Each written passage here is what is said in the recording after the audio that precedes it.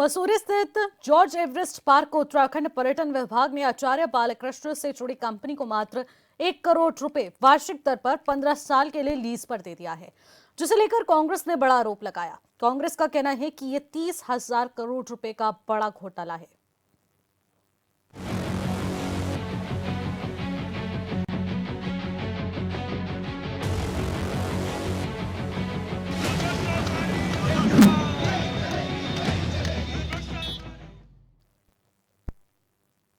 नमस्कार, आप देख रहे हैं क्वेश्चन आवर्स और मैं हूं आपके साथ निशी भाटिया। उत्तराखंड में बीजेपी की सरकार कहती है कि भ्रष्टाचार पर लगातार कार्रवाई की जा रही है और विपक्ष कह रहा है कि डबल इंजन वाली सरकार में सिर्फ और सिर्फ भ्रष्टाचार हो रहा है।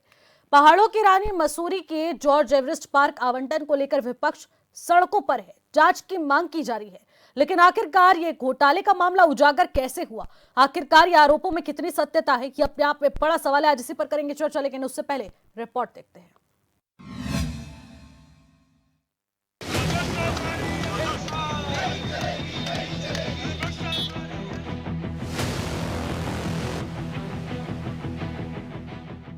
मसूरी स्थित जॉर्ज एवरेस्ट एस्टेट में एडवेंचर टूरिज्म के लिए किए गए टेंडर को लेकर सियासत गर्म है।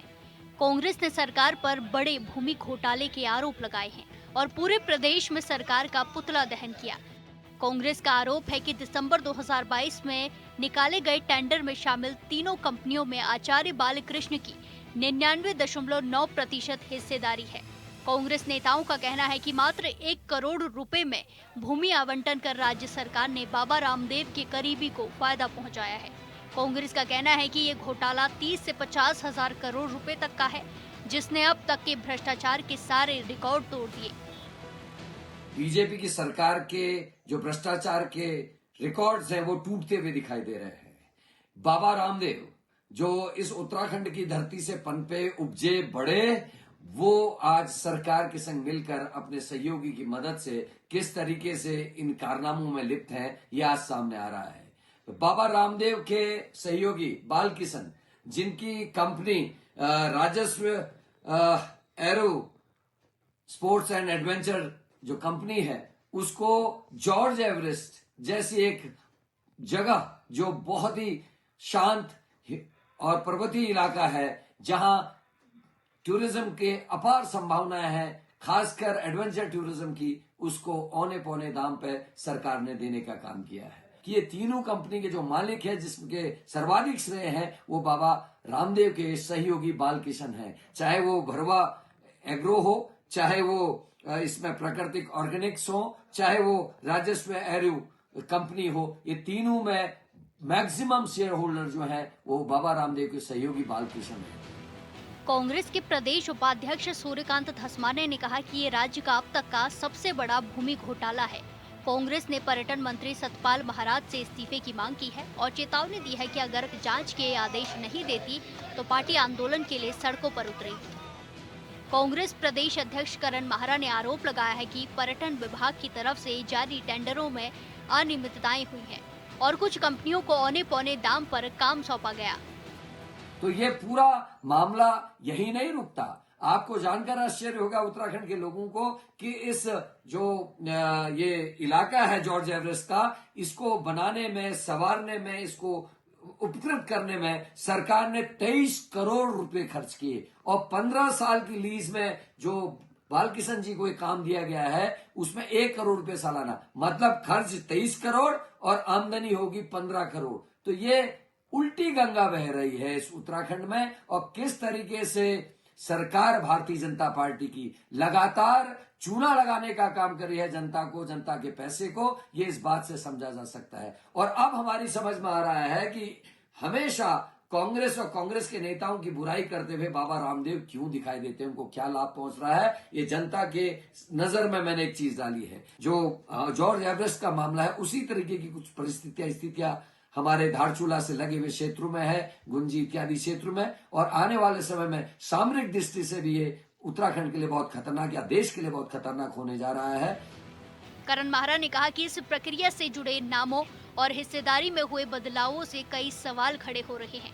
उन्होंने दावा किया है कि 3 कंपनियों के बीच टेंडर प्रक्रिया में एक ही समूह का प्रभाव दिखाई दे रहा है और इससे पारदर्शिता पर सवाल उठना स्वाभाविक है।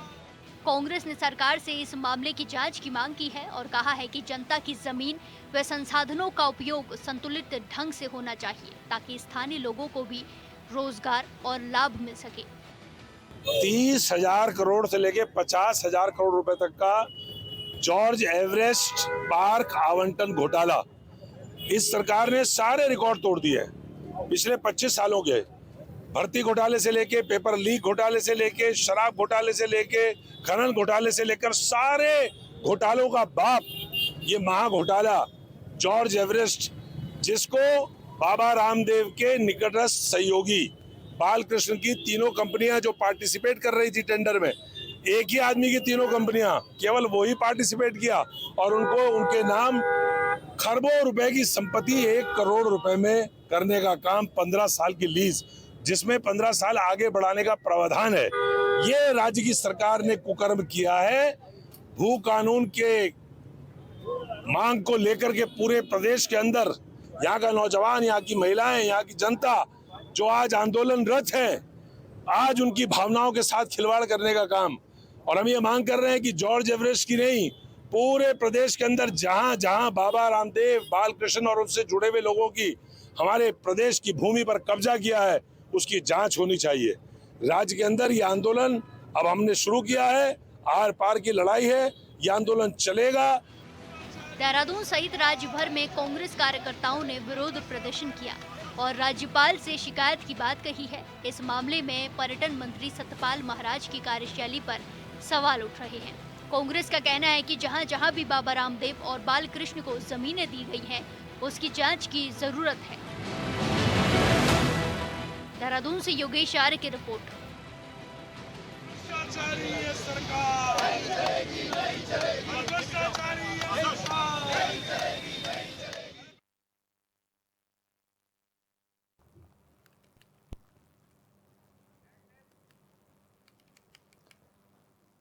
तो ग्राफिक्स के माध्यम से समझते हैं इस पूरे मामले को। जॉर्ज एवरेस्ट भूमि आवंटन को लेकर सियासी बवाल छिड़ चुका है।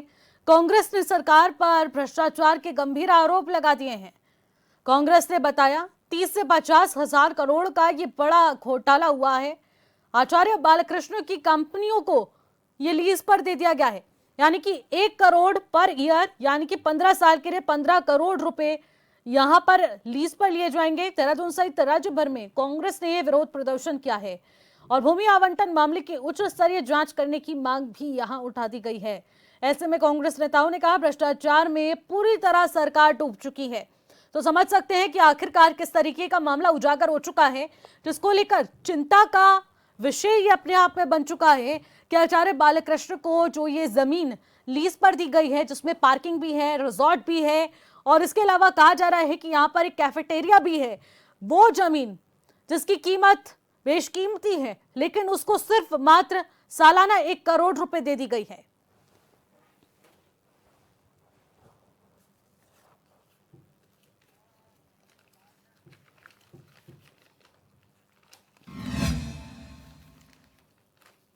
तो जॉर्ज एवरेस्ट भूमि आवंटन को लेकर जो सियासी बवाल छिड़ा हुआ है, आखिरकार इसमें कितनी सत्यता है और आखिरकार इस मामले को कितनी गहरता घुसकर समझा जा सकता है कि आखिरकार इस मामले में कितने पायदान और खुल सकते हैं। आखिरकार सरकार के खिलाफ जो कांग्रेस आरोप लगा रही है, विपक्ष जो एकजुट हो चुका है, राज्य भर में वो आग लग चुकी है भ्रष्टाचार के खिलाफ, आखिरकार वो कहां जाकर सुलग रही है, इसके बारे में आज हम बातचीत करने जा रहे हैं। यानी कि आज चर्चा होगी इसी मुद्दे पर। हमारे साथ तमाम पैनलिस्ट भी जुड़ चुके हैं। सीधे आपकी मुलाकात कराते हैं सतीश जैन, जो कि बीजेपी के प्रवक्ता है, वो इस वक्त हमारे साथ लाइव जुड़ चुके हैं।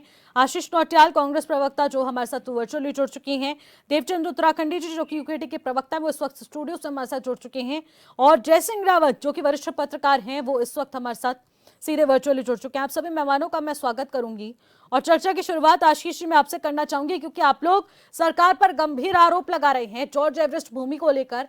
आखिरकार वो आरोप क्या है और आपकी जांच में आखिरकार क्या कुछ पाया जा रहा है? किस सबूतों के बलबूते आप लोग ये आरोप लगा रहे हैं? देखें, आज ही हमारे माननीय अध्यक्ष जी ने प्रेस कॉन्फ्रेंस करी और उसमें सारी बात की ब्रीफिंग करी है और जॉर्ज एवरेस्ट का मामला आज का नहीं, लगभग मेरे ख्याल से 1.5-2 साल पहले का मामला है, जब से चल रहा था। और इन लोगों ने अपने सारे जो सरकारी संपत्तियों को बेचने की जो कसम खा रखी है, दान करने की जो कसम खा रखी है, किस प्रकार से घोटाले कर रहे हैं, वो संपत्तियों का किस प्रकार से दे रहे हैं अपने करीबियों को फायदा पहुंचाने के लिए, राज्य का नुकसान कर रहे हैं। अभी आपने सुना होगा और आपने पढ़ा भी है थे, कितना 30 करोड़ के लगभग सरकार ने लोन लिया और उसके बाद उसके जो है साज सज्जा कराई, उसको सजाया, उसमें खर्चा किया और उसके बाद 1 करोड़ रुपए साल में उसको लीज पर दे दिया बाबा रामदेव जी के करीबी बालकृष्ण जी को। तो ये तो जनता देख रही है किस प्रकार से आप लोग हमारे देश की और राज्य की संपत्तियों को खुर्द-बुर्द करने में लगे हैं।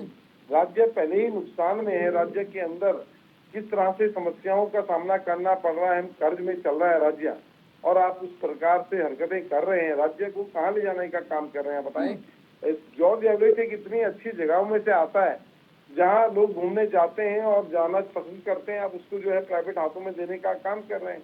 अगर सरकार उसको चलाने का काम करती तो मेरे ख्याल से सरकार की आमदनी भी हो सकती थी, लेकिन सरकार ने उसको चलाने के बजाय सोचा 1 करोड़ में लुटवा दो। तो इस प्रकार से आप काम कर रहे हैं, राज्य को नशे में धकेलने का काम कर रहे हैं, राज्य की संपत्ति को खुरबुर करने का काम कर रहे हैं, और आप चाहते हैं कि डबल इंजन, ट्रिपल इंजन, सारे इंजन आप पर लग जाएं कि जिससे आपके घोटाले खुल ना पाए। तो बड़ा दुर्भाग्य है इस राज्य का, जिस राज्य में भारतीय जनता पार्टी जैसी सरकार बनी और वो सरकार जो अपने राज्य के लोगों की हक हुकूक पर डाका डालने का काम कर रही है। शर्म आनी चाहिए इन लोगों को। और किस प्रकार से अभी हाल ही में परसों इनके जो है महानगर अध्यक्ष जो है अपने वहाँ पार्टी करते हुए पकड़े गए, इस प्रकार से नशे की सौदागरी कर रहे हैं, तो इनको शर्म आनी चाहिए।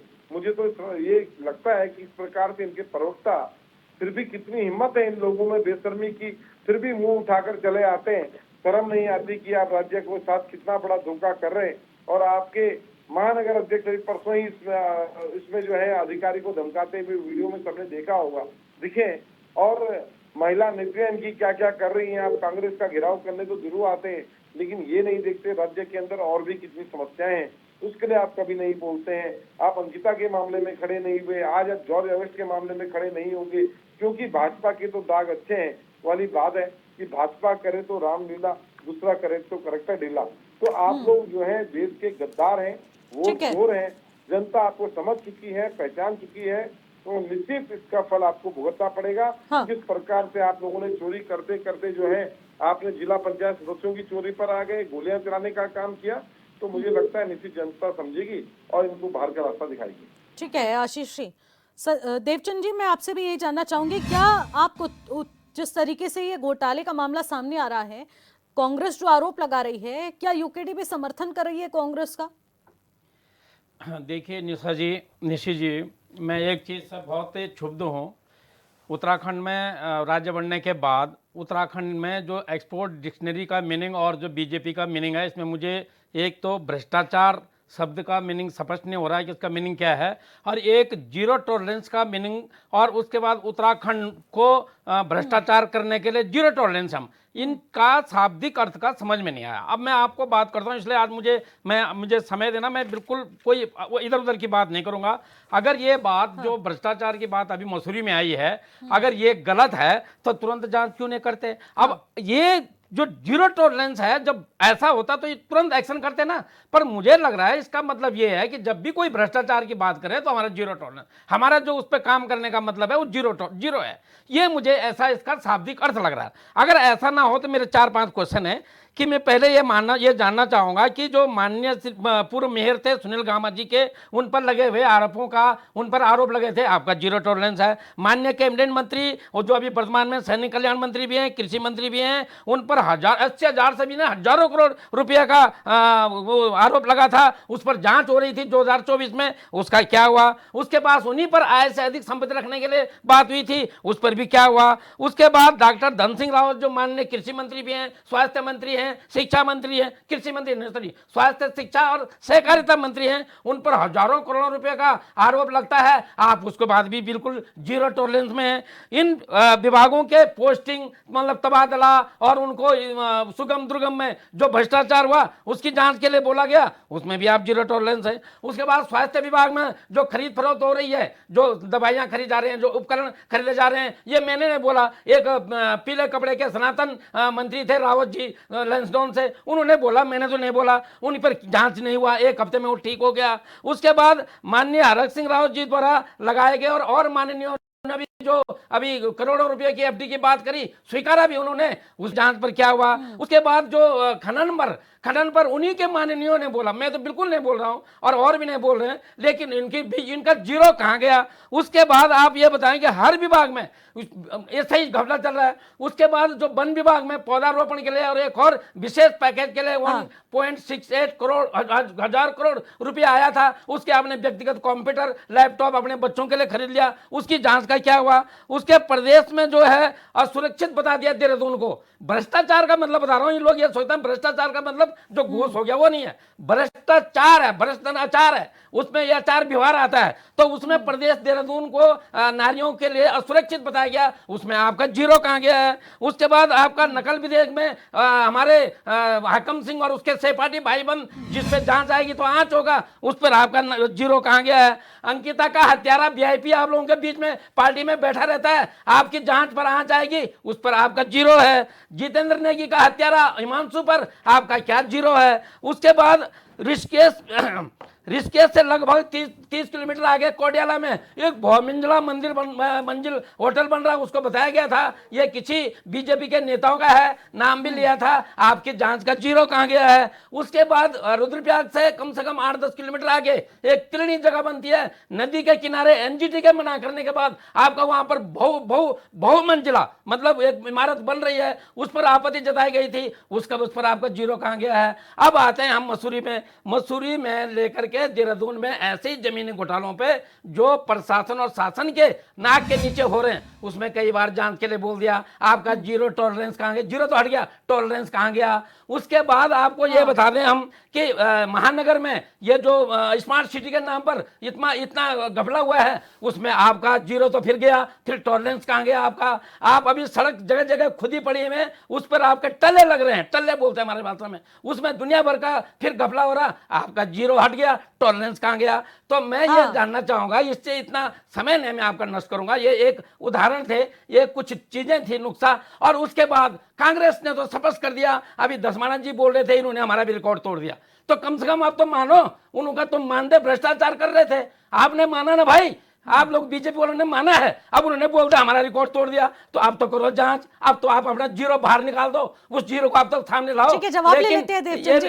हाँ जी, उन्होंने बोला है ये बात। हाँ। तो अब आप समझिए क्या नाम निशी जी, कि अब हम इतना सब चिल्ला कर सड़कों पर बोल रहे हैं भ्रष्टाचार हटाओ, इनका जीरो हट जाता है, टॉलरेंस रह जाता है। मैं कब तक इनका ये शब्द हम इस कई बार आईना दिखाया जा चुका है, और लेकिन उसके बाद भी कुछ नहीं होता, ये अपने आप में बड़ा सवाल है। जीरो टॉलरेंस की नीति फिर यहाँ पर फेल होती है नजर आती है। जीरो का मीनिंग बीजेपी की भाषा में समझ रहा हूं, जान लेते हैं, सतीश जी से जवाब ले लेते हैं। मैं अभी एक पूरा कर देता हूं। अब जो मसूरी में हुआ, जो अभी हमारे क्या नाम जो कांग्रेस के प्रवक्ता बोल रहे थे, वो इतना ही बोल रहे थे, मैं तो उधर देख के जा रहा हूं कि अभी से उस एरिया में जाने के लिए हमारे जो वो हैं, क्या नाम बोलते हैं, बालकृष्ण जी, क्या नाम है उनका, उन्होंने उस पर टैक्स लगाना शुरू कर दिया। और इस 15 साल में अगर कुछ नहीं करेंगे, टैक्स भी ले लेंगे, तो 15 करोड़ तो वह तुरंत एक ही हफ्ते में शुरू कर देंगे। अब वो घोटाला बीजेपी वालों ने किस चंदा के लिए उगा रहे हैं, हाँ। ये स्पष्ट करें। ठीक है,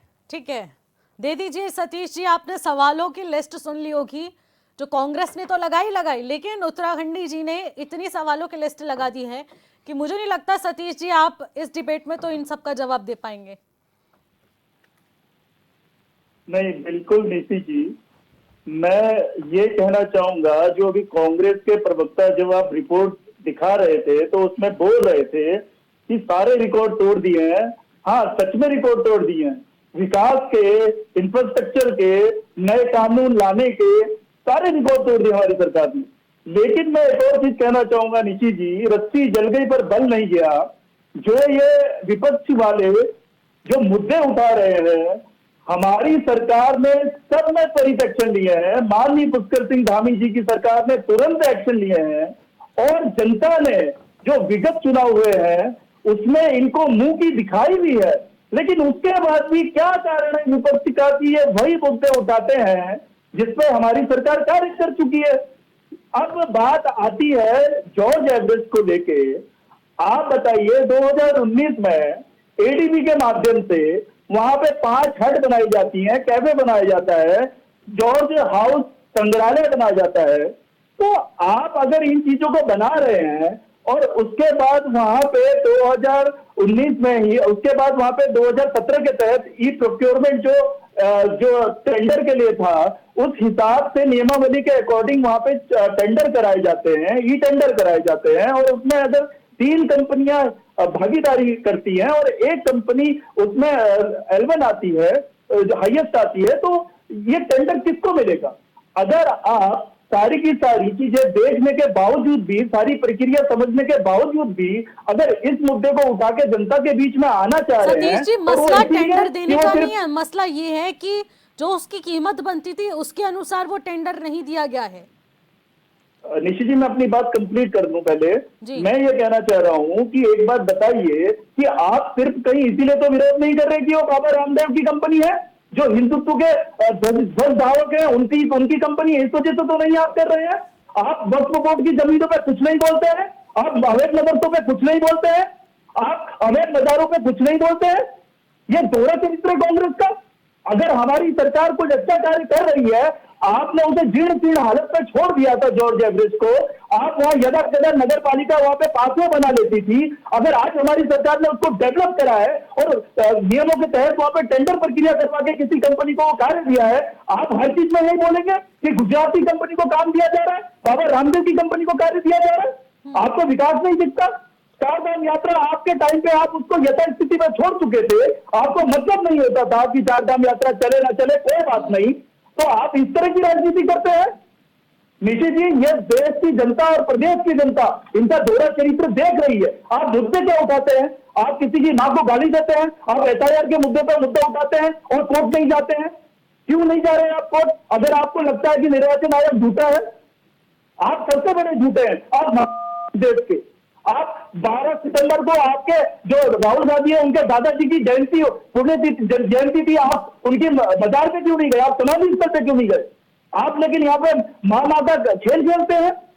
तो मैं ये कहना चाहता हूँ निशि जी, ये दोहरा चरित्र है। और ये रही बात यूकेडी की और रही बात कांग्रेस की, ये एक ही थाली के चट्टे बट्टे हैं। यूकेडी का खाता तक नहीं खुलता किसी चुनाव में, ये हिम्मत नहीं करते त्रिस्तरीय पंचायत चुनाव में लड़ने का, ये निकाय चुनाव में इनकी जमानतें जब्त हो जाती हैं। और ये मुद्दे कौन से उठाते हैं बताइए, जिसपे हमारी सरकार ऑलरेडी कार्य कर चुकी है, वो मुद्दे उठाते हुए आप? विपक्ष का काम है आपके पास सवाल जनता उठाना। के मुद्दे सतीश नहीं जी, है, आपके नेता सदन में जाके सो जाते हैं सतीश गैरसैंण जी, में, वहां विपक्ष जाकर का काम ही सवाल उठाना है। यहाँ देहरादून में सड़कों में रैलियां निकालते हैं आप लोग।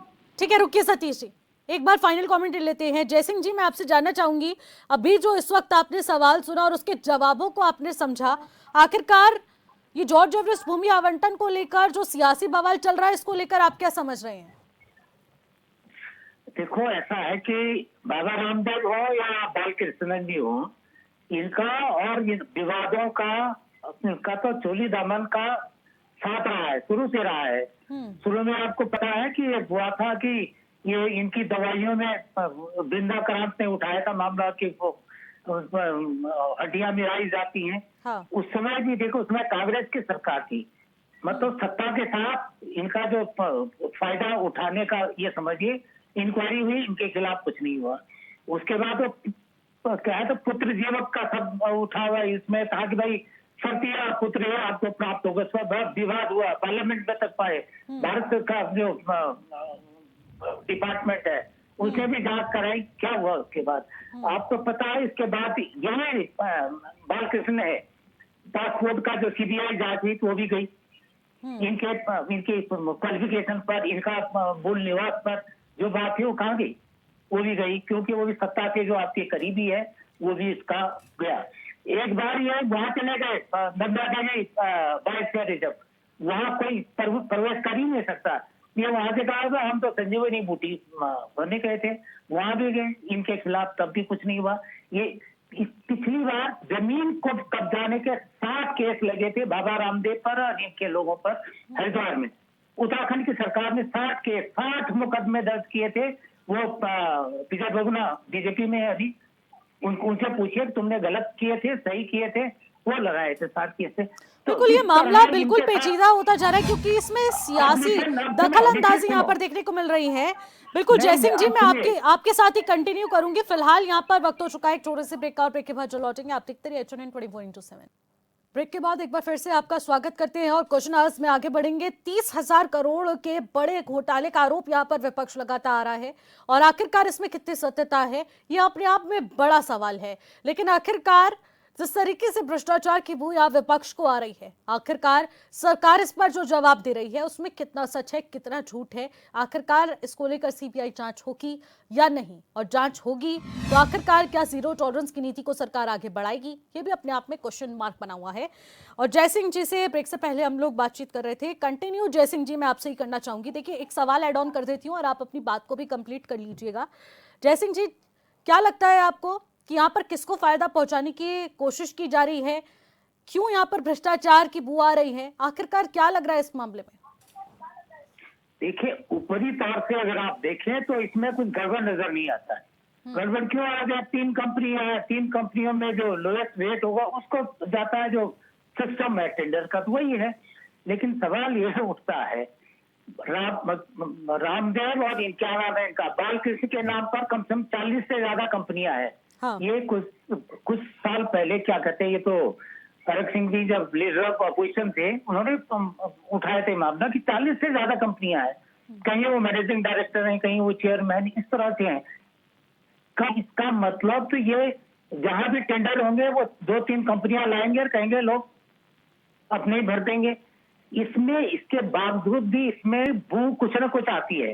अब क्योंकि अंदर खाने तो है, तो ये हमने सुना था पहले छोटे मोटे टेंडर होते थे, कोटेशन होते थे, कह रहे यार कोई सप्लाई करना 2-4 हजार या 20,000 50,000 का, किसी को बोल दिया ला यार तुम 3 टेंडर लिया ना, 3 कोटेशन लिया ना, हम दे देंगे।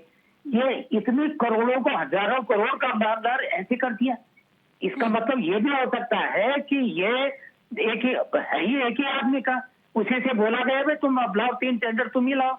अब जिसके पास 40 कंपनियां हो, प्राइवेट लिमिटेड कंपनियां हो, वो 3 क्या 40 आपको टेंडर लेके आ जाएंगे। तो ये गंभीर, इसका मतलब उत्तराखंड के जो संसाधन है भविष्य के लिए सारे यही हड़प जाएंगे, क्योंकि जो भी इनका पिछला इतिहास है इस कंपनी का, रामदेव बालकृष्ण जी का, तो इस हिसाब से तो मतलब संन्यास के नाम पर क्या हो रहा है, ये सवाल आप समझ ही सकते हैं।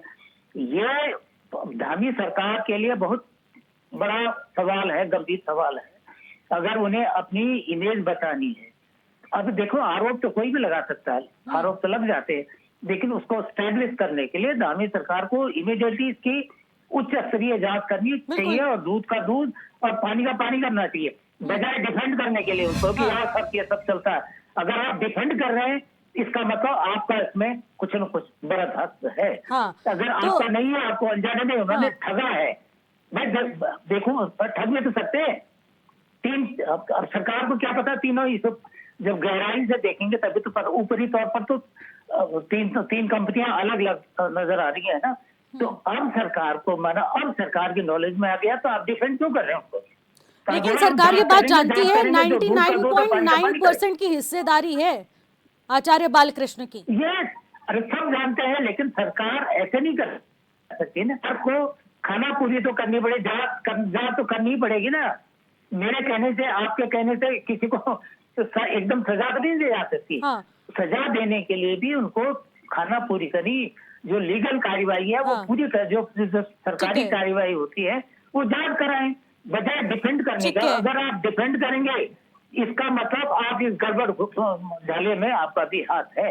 हाँ। मुझे उम्मीद है कि धामी जी अपनी इमेज बचाने के लिए जरूर कुछ और जरूरी भी है, क्योंकि 2027 के इलेक्शंस करीब है, यहाँ पर इमेज ही बचाना बहुत बड़ा खेल हो जाएगा, वरना बहुत बड़ी दिक्कत पैदा हो सकती है।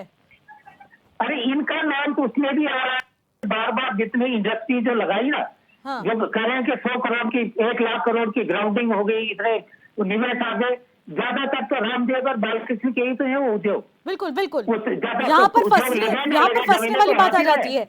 सतीश जी जवाब दीजिएगा मुझे, क्या अब धामी सरकार अपनी इमेज बचाने के चक्कर में, क्योंकि विपक्ष आरोप चाहे लाख लगा दे, चाहे उत्तराखंडी जी आरोप लगा दें, आपको अपनी इमेज सिक्योर करनी है 2027 से पहले, क्या सीबीआई जांच होगी या नहीं?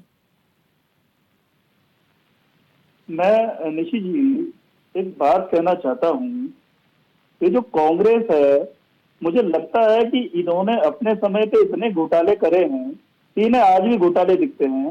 चाहे वो अल्मोड़ा का मटेला उद्यान हो, इस तरह के उद्यान बताने इन्होंने कितने दे दिए जिनकी कोई कॉस्ट ही नहीं रखी, और ऐसे ही दे दिए अपने जानने वालों को। तो मुझे लगता है वही चीज यहाँ पे इनको लग रहा है कि वही चीज चरितार्थ हो गया है, लेकिन ऐसा कुछ भी नहीं है। जब सारी चीजें टेक्निकल टर्म्स में, फाइनेंशियल टर्म्स में अगर किसी कंपनी ने फुलफिल करी है तो उसी के तवज्जो रख के, उन्हीं चीजों को आगे रख के टेंडर दिया गया है। अगर आपको इसमें लगता है कि कुछ गड़बड़ी है या कुछ सरकार ने अपनी तरफ से गड़बड़ी करी है, तो आपके पास सारी चीजें, आपके पास तो वकीलों की फौज है। आप झूठे आरोप लगाने में माहिर हो चुके हैं।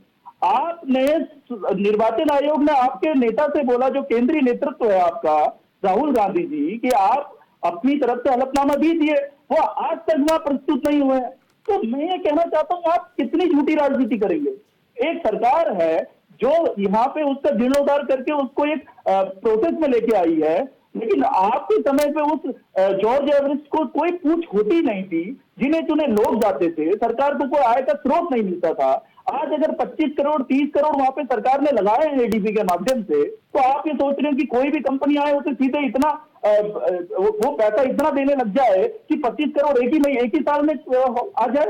आपके अगर मान लीजिए निशी जी, अगर कोई व्यक्ति होटल बनाता है 5 स्टार और उसको 500 करोड़ का अगर खर्चा आता है, तो क्या वो पहले महीने से ही, जो अगर वो उसको रेंट पे देता है, किसी को लीज पे देता है, तो पहले महीने से क्या 100 करोड़ की लीज लेना शुरू कर देगा? ये तो इंफ्रास्ट्रक्चर तैयार करा हमारी सरकार ने। अब मुझे लगता है कि जो भी कंपनी कार्य करेगी उसका रखरखाव करेगी, सारी चीजें करेगी। 15 साल का जब पीरियड खत्म होगा तो वो चीज ऐसी चीज मिलेगी और हम उसके आगे से और शुरुआत करेंगे। लेकिन कोई भी चीज अगर शुरुआती तौर पे ही अगर इस तरह की, अगर ये ओछेपन की राजनीति करेंगे किसी चीज को लेके, तो हमारा प्रदेश कहाँ आगे बढ़ेगा? इनके पास इतने बड़े सतीश स्कॉलर जी, हैं, think यहाँ पर tank मैं हैं, जो एक चीज इनके पॉइंट आउट करना चाहूंगी। देखिए, पूर्व न्यायाधीश जो कि हाई कोर्ट के थे, उन्होंने एक स्टेटमेंट शेयर की है जब ये मामला सुर्खियों में बना। उन्होंने कहा था कि पहले भी इस तरीके की कंपनी को टेंडर दिया गया था और संवेदनशील हिल स्टेशन को खरबों रुपए की जो जमीन थी उसको बेनामी कंपनी के हाथों सौंप दिया था, और उसके बाद कब्जे के बाद कंपनी ने 200 साल पुराने रास्ते को ही बंद कर दिया था, जिसको लेकर आज तक वहां की जनता संघर्ष कर रही है। और ऐसे तमाम केसेस सामने आ चुके हैं जहां पर उस जमीन की जो कीमत होती है उसके अनुरूप जाकर वहां पर उसको बेच दिया जाता है या फिर लीज पर दे दिया जाता है, जो कि वापस से वो मनी सिक्योर नहीं होता। अगर आपने वहां पर 23 करोड़ रुपए खर्च करे हैं, 15 करोड़ आप अभी 15 साल में कमा लेंगे, तो आखिरकार उसके बाद का विजन क्या है, प्लान क्या है? अभी उस जमीन की कीमत भी तो डेवलप हो गई है, तो ये बिजनेस तो डायरेक्ट गवर्नमेंट भी कमा सकती थी ना। आप लीज पर दे रहे हैं, वो भी इतने कम पर। ये आरोप यहां पर लगाया जा रहा है, और इसमें भी अगर दिक्कत है तो सीबीआई जांच कीजिए, कोई इसमें बड़ी बात नहीं है। वो चाहते हैं कि न्यायाधीश के अंडर सीबीआई की जांच हो और फाइल सबको सार्वजनिक कर दी जाए, जो भी इस घोटाले में होगा सामने आ जाएगा। सतीश जी, देखिए निशी जी, विपक्ष जो है अपना जो जिम्मेदारी जो इनकी रहती है विपक्ष के नाते, ये भूल चुके हैं। अब आप बताइए कि जो प्रोसेस के अकॉर्डिंग सारी चीजें हुई हैं, विपक्ष बोलेगा कि सीबीआई की मांग कर रहे हैं कि सीबीआई जांच होनी चाहिए। किस चीज की सीबीआई जांच हो, ये तो बताइए। अगर आप पूर्व न्यायाधीश की बात को कोट कर रहे हैं, तो मैं ये कहना चाह रहा हूँ, कोई वहां पे उनको स्वामित्व थोड़ी ना दे दिया है कि 90 साल की 40 साल की लीज है। 15 साल से जो टेंडर के हिसाब से जो था वो दिया गया है। लेकिन मैं कहना चाहता हूँ, अगर पूर्व न्यायाधीश जो इनके उसका वर्जन आप बता रहे हैं, अगर वो इनके पास है, तो उस आधार पर ये चले जाए कहीं भी। उससे किसने रोका है? सरकार थोड़ी ना रोक रही है। लेकिन आप जनता की नजरों आंखों में धूल झोंकोगे फालतू की बातें करके और गुमराह करोगे, तो ये तो नहीं चलेगा ना निशी जी। यानी कि नहीं चलेगा, और आप लोग सीबीआई जांच भी नहीं कराएंगे। उत्तराखंडी जी जवाब देना चाह रहे हैं। निशी जी, आपने अभी सतीश जी को जो सवाल पूछा था उसका जवाब तो नहीं मिला। हाँ। लेकिन मैं काफ़ी देर से सोच रहा था, उन्होंने 2-3 आरोप पहले हम पर यह लगाया कि यूकेडीपी कांग्रेस की चट्टे बट्टे हैं और ऐसे बहुत कुछ। मैं ये सोच रहा था, एक औखान आता है और शायद आप लोगों को अब इसमें है, रावत जी जानते होंगे कि अंधा बांटे रेवड़ी मुड़ अपनों को दे। अब वो अंधे को रेवड़ी बांटने के लिए क्यों दिया होगा? हो सकता है उस टाइम किसी ने सोचा होगा कि भाईबंदी नहीं करेगा, इसलिए अंधे के पास दे दो, वो अपना नहीं पहचानेगा। अब इनको ऐसे ही दिव्यांग उन्होंने, बोला जाता है, बात सुन लो पहले, बात सुन लो पहले। मैं आपको अंधा नहीं बोल रहा हूँ, अभी नहीं बोला मैंने अंधा। सतीश जी आप पहले अंधा नहीं बोला, यही तो बीच में नहीं दिक्कत है ना, बोलना। यूकेडीपी बैठ जाओ, अभी कांग्रेस की। बैठ जाओ, पहले चुपचाप रहो। अब ऐसे ही क्या हुआ स्वयं होगा? बोले, अरे स्वयं पहले बोले। बात सुन लो यार, पहले बात सुन लो, पहले सुन लो। अब रावत जी क्या हुआ होगा, मैं तो आपसे, मैं रावत जी क्या हुआ होगा उस टाइम, तो वो बात थी। अभी हमारी उत्तराखंड जनता को मैं आगाह करना चाह रहा हूं, उनको मैं समझा रहा हूं कि आपने सोचा ये राम भक्त, राम का जब नाम लेते हैं आंखें बंद करते हैं, हनुमान जी ये करते हैं, तो इनको बीजेपी को आंखें बंद है, शायद ये रेवड़ी अपनों को नहीं देंगे, सबको देंगे। लेकिन सतपाल महाराज जी ने आज से कुछ दिन पहले बोला था अगर नौकरियां आएंगी तो पहले हम अपनों को देंगे, सच बोला था उन्होंने।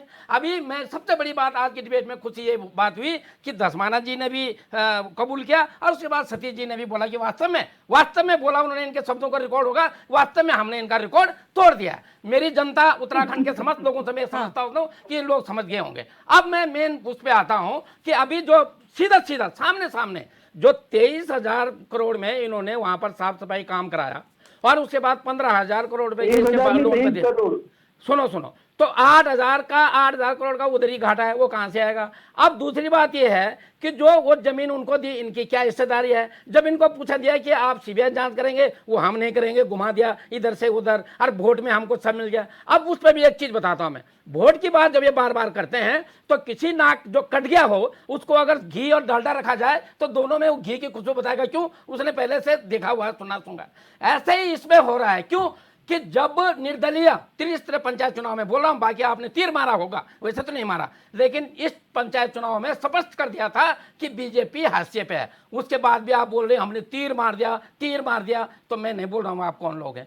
तो आप जो है डिबेट में जो है अनगढ़ बातों को न बोलिए, और जब सवाल पूछा जाता है तो मेहरबानी करके ठीक है, उसका सही जवाब दीजिए। ठीक है नौटियाल जी, आपके पास आना चाहूंगी। यहाँ तो पूरी तरह से मुकरा जा रहा है कि हम सीबीआई जांच नहीं कराएंगे। आप तो सतपाल महाराज के इस्तीफे तक की मांग कर रहे थे, पुतला फूंक रहे थे, अब कैसे चलेगा? यहाँ तो ये अपनी गलती मानने को तैयार नहीं है, और जो आप लोग आरोप लगा रहे हैं वो कह रहे हैं हमने पॉलिसी के अकॉर्डिंग ही टेंडर अलॉट किया है।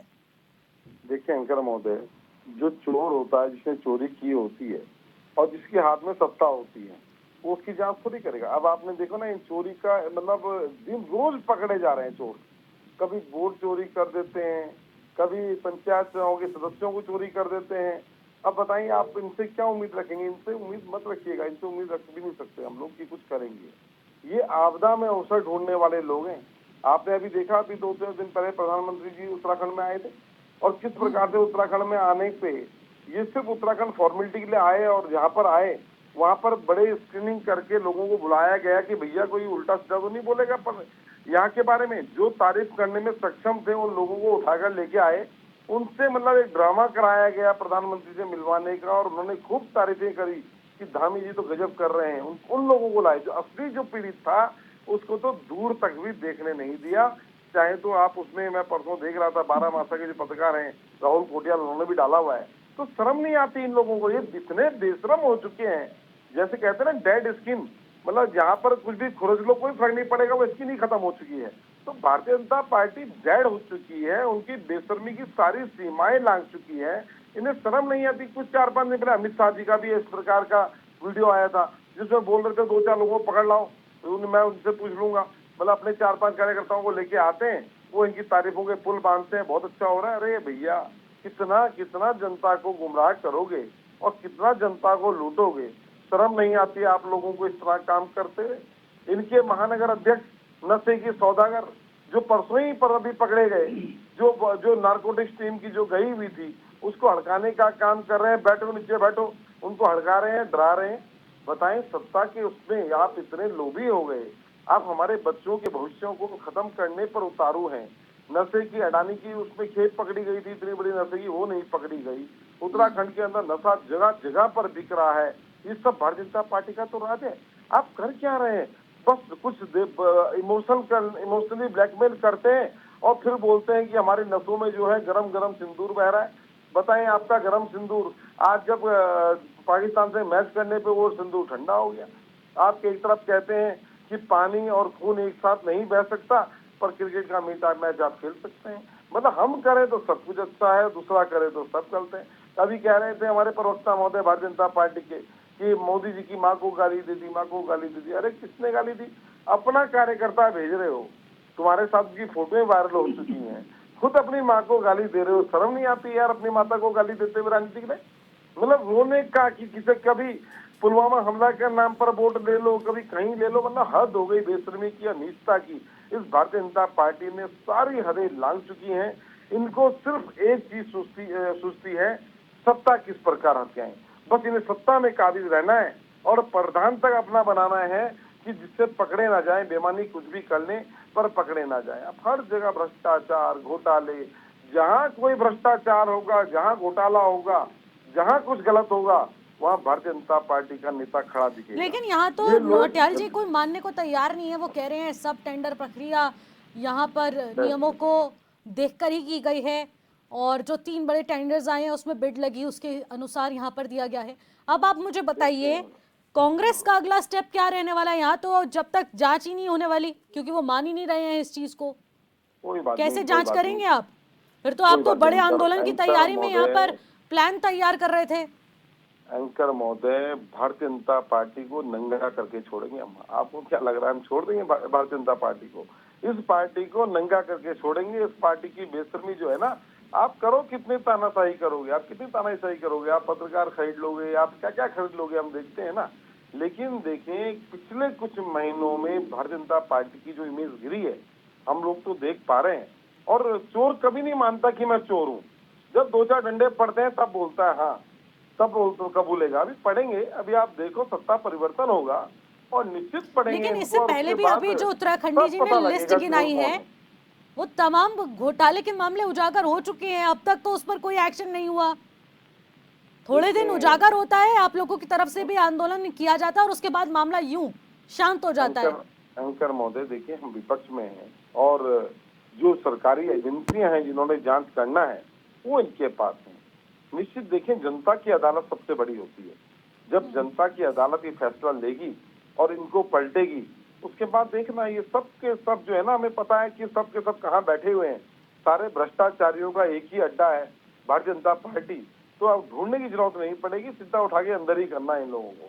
तो अब समय नजदीक आ गया, बहुत लंबा समय नहीं है। सत्ता परिवर्तन होना है, बिहार के चुनाव भी होने दो। क्या पता बिहार के चुनाव के बाद ही सत्ता परिवर्तन देश में भी हो, और निश्चित प्रदेशों में तो होना ही होना है। लेकिन देश और प्रदेश में सत्ता परिवर्तन, और ठीक हुआ, अच्छा हुआ इनकी सरकार बनी और जनता को इनका जो है काले कारनामे देखने का मौका मिला। अभी शायद जनता को और देखना बाकी है, वो भी जनता देखेगी। और जब इनको धक्का मारेगी तो कहीं के बचेंगे नहीं। मेरे 2027 इलेक्शन बहुत करीब है, पक्ष रख रहे हैं, बहुत करीब है। ऐसे मामले बहुत उजागर होंगे है। और उससे एक एक करके परत दर परत यहाँ पर भ्रष्टाचार के मामले उजागर होंगे और उस पर जनता फैसला करेगी कि आखिरकार किसको वोट देने की जरूरत है और किसको नहीं, कौन उत्तराखंड को बचा सकता है और कौन उत्तराखंड को नहीं। जनता देख चुकी है और देख रही है। अभी तो ऐसे ऐसे इनके काले कारनामे जनता के सामने आएंगे कि सब देखेंगे। अभी तो बिहार में भी इनके परसों मंत्री को देख रहा था, कहते भाग रहा था और उसके लोग कपड़े फाड़ रहे थे। इनकी ये स्थिति उत्तराखंड में भी होनी है और पूरे देश में इनकी स्थिति वो देखने वाली बात रहेगी आशीष जी, कुछ कह नहीं सकते। देखिए वक्त का इंतजार करें, देखिए वक्त बलवान है। हाँ। आज निश्चित सरकार इनकी है, हम लोग आप पे कार्रवाई नहीं कर पा रहे हैं, लेकिन इनके काले कारनामों को रोज उजागर कर रहे हैं। हाँ। और निश्चित यकीन मानिए, जनता को ज्यादा लंबे टाइम तक आप गुमराह नहीं कर पाएंगे। ठीक है नौटियाल जी, फाइनल कमेंट का टाइम हो चुका है। खत्म करेंगे। उत्तराखंडी जी, फाइनल कमेंट। हाँ, मैं फाइनल कमेंट्स के तौर पर आपको बताता हूँ निशी जी। मैं ये बता रहा था कि जो अभी इन्होंने टेंडर की बात करी और जो साहब कोटेशन की बात कर रहे थे, तो इसमें एक चीज़ होती है कि अगर जब लगता सरकार जो सोचते यार हमारा ये नुकसान हो रहा है, गवर्नमेंट का नुकसान हो, इनको तो दर्द है नहीं, तो वो एक पीएनसी प्राइस नेगोशिएशन भी कमेटी बैठती है, वो भी हो सकता था, पर ऐसा कुछ नहीं है। वही जो शुरुआत में आपने बोल दो भाई बालाकृष्ण जी, आप जरा 3 कोटेशन दे दो और जो भी रेट आप लगाएंगे वो हमारा आपका रहेगा, फाइनल हो जाएगा। अगर नहीं तो बुलाए जाते हैं, भाई आप कौन है, आइडेंटिफाई हो जाते। लेकिन ये सब गोल मोल है और अब तो बीजेपी वाले उसमें ये दिखाना चाहते हैं। लेकिन एक बात मैं आपके माध्यम से ये स्पष्ट करना चाहता हूं कि उत्तराखंड क्रांति दल सत्ता का लोभी नहीं है, लेकिन उत्तराखंड में भ्रष्टाचार नहीं होने देंगे, उत्तराखंड में हम अन्याय नहीं होने देंगे। इसके लिए हम चाहे तुम कभी भी हमको सत्ता में मत लाओ, लेकिन हम कार्य करते रहेंगे। और फाइनल कमेंट्स के तौर पर ये बता दें कि अब जनता अपने आप समझ गई है। जो अभी सतीश जी बता रहे थे कि हमने प्रधान तक जीत लिए, तो आप देख लेना रोज जो धारा लगी हुई है उत्तराखंड क्रांति दल को जोड़ने की, तो आप कुछ ही दिन में समझ जाएंगे कि आगे क्या होने वाला है। ठीक है जय सिंह जी, फाइनल कमेंट। माना कि सरकार को नहीं पता था कि भाई इसमें उन्होंने धांधली की है, एक ही व्यक्ति ने 3 टेंडर दे दिए। हाँ। लेकिन अब तो आपको मालूम हो गया, अब तो आपको मालूम हो गया कि ये ऐसा हुआ। तो क्या उस व्यक्ति ने आपको नहीं ठगा? क्या सरकार को ठगा नहीं? उसे एक ही आदमी ने 3 टेंडर दे दिए। ऐसे ठग व्यक्ति को आप ऐसे ही छोड़ देंगे? अगर आप उसकी इंक्वायरी अब भी नहीं कर रहे, अब भी उसके खिलाफ एक्शन नहीं ले लेंगे, तो आम आदमी क्या मानेगा? हाँ। बिल्कुल सतीश जी, जब आपके साथ ठगी हो चुकी है, अभी भी आपकी आंखों से पर्दा हट चुका है, क्या अभी भी जांच नहीं करवाएंगे आप? बड़ा सवाल, फाइनल कमेंट। अभी बताएंगे क्या? देखिए ऋषि जी, ये एक विपक्ष का एक राजनीतिक एजेंडा है। नाच ना आए आंगन टेढ़ा, जिन्होंने कभी टेंडर प्रक्रिया के तहत कुछ कार्य ही नहीं करा हो, खाता ना रहे जो हरीश रावत बोले सही के प्रक्रिया पे टेंडर दे दिया बेनिस जैसी कंपनियों को, तो उन्हें क्या पता चलेगा कि टेंडर प्रक्रिया होती क्या? 1000 कंपनियां अगर एक ही बंदे की हो, तो आप क्या हजारों टेंडर सिर्फ एक ही को दे देंगे क्या? देखिए ऋषि जी, ये वोट चोर से लेके सारे चोर इनके यहाँ भरे पड़े हैं, इनको कुछ समझ में आता नहीं है। इनके एक प्रधानमंत्री जो दिल्ली में बैठे हुए थे, उनके कहने पे 1952 में मौलाना आजाद जो रामपुर से चुनाव लड़ रहे थे, हार गए थे, और गोविंद बल्लभ पंत वहां मुख्यमंत्री थे। तो वहां पे बोलते हैं प्रधानमंत्री कि अगर ये जीते नहीं तो आप कुर्सी छोड़ दीजिएगा सुबह तक। तो ये बताइए, रातों रात उनको जिताया गया रिजल्ट आने के बावजूद भी, तो ये पार्टी वो पार्टी है, उससे क्या अपेक्षा करी जा सकती है? ना वो सत्ता में रहकर लेकिन आपने मेरा सवाल नहीं सुना सतीश जी। अभी भी आपकी आंखों से पर्दा हटने के बाद जांच होगी या नहीं होगी? नहीं निशी जी देखिए, अगर उसमें कोई भी अगर तथ्यात्मक चीज है तो यही तो आपको बताने के लिए डिबेट में बुलाया। ये लोग नहीं जाएंगे। 99.9% हिस्सेदारी है। निशी जी, वो जो भी कंपनी बनी होगी टेक्निकल टर्म्स पूरे करे होंगे, फाइनेंशियल टर्म्स पूरे करे होंगे। ऐसा तो है नहीं कि मेरे घर में और इनके घर में वो कंपनी रजिस्टर्ड हो गई होगी। ठीक है सतीश जी, ठीक है, माफ कीजिएगा, समय की कमी को देखते हुए चर्चा को यहीं पर समाप्त करना पड़ेगा। आप सभी का बहुत बहुत शुक्रिया हमारे साथ जुड़ने के लिए।